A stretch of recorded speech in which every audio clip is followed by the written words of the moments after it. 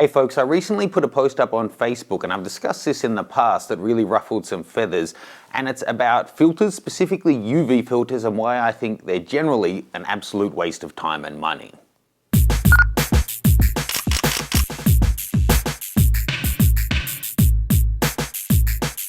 Hi folks, please jump over to mattgranger.com. You can scroll down and sign up to the mailing list. It's all free. Get up to date with what's going on. You can go up the top here and see all the different events I'm holding around the world, plus EOIs for places I'm considering going if you'd like me to come to your town.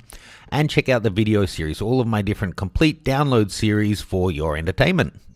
Now, I'm making this video to share my opinion and in the hope that I can help some people rather than shaming or making people feel silly about their choices. And so moving forward, you can make perhaps a more informed choice. I think a lot of people out there who are using UV or clear glass filters on their camera have either been duped by a salesperson because they do have a really good markup on them, so it's a nice little add-on, and it's such an easy line to deliver. Are you sure with that $2,000 lens you don't want to just put a $100 piece of glass on the front just to potentially save it? The second point is that people are, I think, erroneously believing how much protection that flimsy little piece of glass is actually providing to your front element of your lens. So, to kick things off, I think that 99% of the time, UV filters are an absolute waste of time in the digital era. Unless you're shooting at a windy beach or in the desert where you may have tiny debris flying around that could actually, over time be abrasive to your camera, waste of time. Unless you're shooting in film where UV was designed so the UV filters would block out the UV light, which can have an impact on your shot, it doesn't have that impact in digital. So again, it's a total waste of time. So the reality is that not that many shops are selling UV filters now. It's often just skylight or clear glass filters that are sold as protection. And I think people are really overestimating the kind of protection that flimsy piece of glass is going to provide you. So I really often hear people saying things like, the filter saved my lens, but I very rarely hear one of those cases where I'm actually convinced that it did that. More often, I think a filter smashes and has the potential of getting welded onto the lens or scratching your front element or, just throwing money down the toilet than it does of actually saving the lens. So, to say that, something was flying through and it hit my front element, luckily I was using a filter and that saved it, it's kind of a false logic to apply because you can't assume that the thick, treated, coated, hardened part of an overall system front element of your lens is as flimsy as the 0.1 millimeter piece of glass that you've been sold to protect it. It's just not the case. So, let's be a little bit logical about this. In the comments below, let's take a survey. Have you ever, A, been shooting where you didn't have a filter on, something flew at the lens and you smashed the front element of your lens? Has that happened to you? Or B, have you been shooting with your camera and had a filter on, had something fly at it and the filter smash? That's the opposite. So that doesn't necessarily mean that the filter stopped it from smashing your front element. Filters smash very, very, very easily. Front elements do not.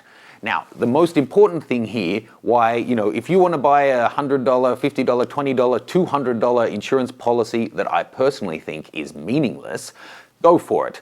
But the thing you want to keep in mind is they degrade your image quality. Your lens is an overall system with coatings inside and out of different elements to reduce flare to give you the optimal image performance. Filters do introduce vignetting. They do introduce the potential, at least, for flare. Very often they do. I haven't ever seen one that doesn't increase the chance of you getting flare. So if it's not doing anything to help your picture, it's not doing anything to protect your camera, and it's degrading your image quality, why use it? It's a $100, piece of glass to degrade your image to give you a false sense of security. False being the key word there. Now, when I mention this, I often get people commenting, what about CPL filters? And what about applying a screen protector to your phone? Isn't that the same thing? No, it's not. CPL filter, polarizing filter, or a drop-down filter set for doing your landscapes, they actually serve a purpose. So yes, there is a chance that they'll introduce flare and vignetting and all of those things, but they also polarize, work for the polarizing of the light. and then the other filters, neutral grads or whatever you're using, will have an impact on your shot, which is part of the creative process of the image that you're trying to create. And you don't leave these on all the time like people do with their other ones. The main thing you want to be using for protection is your hood. I can smash anything, but I've never had something come straight in and damage the front element of my lens. These prevent most of the knocks. That's something where that's a protection that's actually, in my opinion, worth using. And the other one of, people will ask, so do you use a screen protector on your phone? Well, actually the honest answer is no, I don't, but it also doesn't affect the image quality. It's not like we're talking about sticking a piece of plastic over the front of your lens. No one's going to do that and think that it's doing anything important to protect the front element of your lens. It's a stupid analogy, and whilst people may get comfort from this, it's just not logical and it's wasting people's money. So if you are one of the rare people that is shooting in those environments, or you've got paint splatters going around where you would rather be cleaning it off your element than off the filter than your front element, so be it. If you're someone who wants to buy it for insurance, even knowing that it may be providing no protection at all, then so be it. But on the question of cleaning, sure, you can clean your front filter, whatever, but you can do that to your lens too. They're made for it. They're stronger, they're coated. As long as you're cleaning your lens in the right way, there's no problem with cleaning your front element. My opinion, would love to hear your experiences.